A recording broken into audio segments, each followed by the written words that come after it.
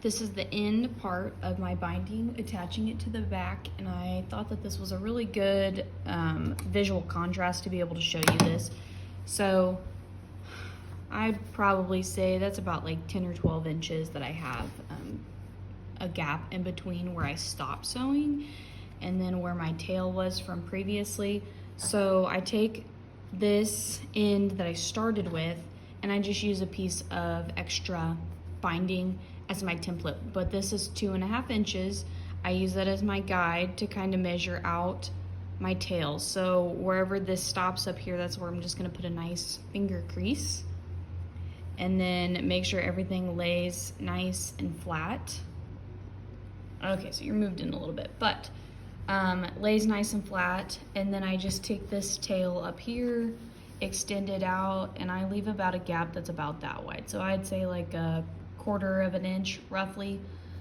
Make sure this is pulled nice and tight and lined up against the edge.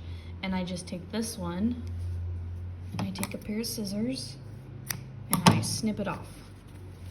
So this is what it looks like before you attach it together.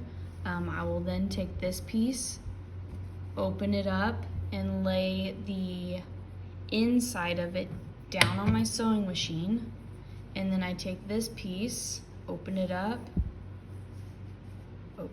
this way, and lay the inside of it towards me. So like if this was a pattern fabric, my pattern sides would be together like this. So then you kind of just make a mitered corner with these.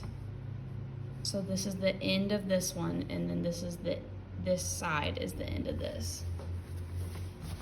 So bunch my fabric up a little bit so it's easier to do this. But I just lay those two on top of each other. You can pin it on the diagonal like this, but I am just going to sew on the diagonal,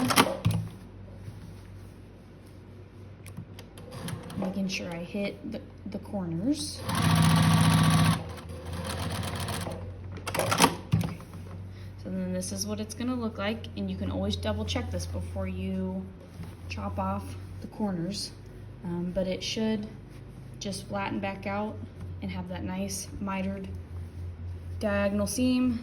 So then I'm gonna take this, flatten this back out, and then I'm gonna just cut away kind of a 1/4 of an inch with my scissors. I will finger press open. Just makes everything less bulky when you're sewing over top of it. And then fold it back together. And then you just finish sewing the rest of the way through.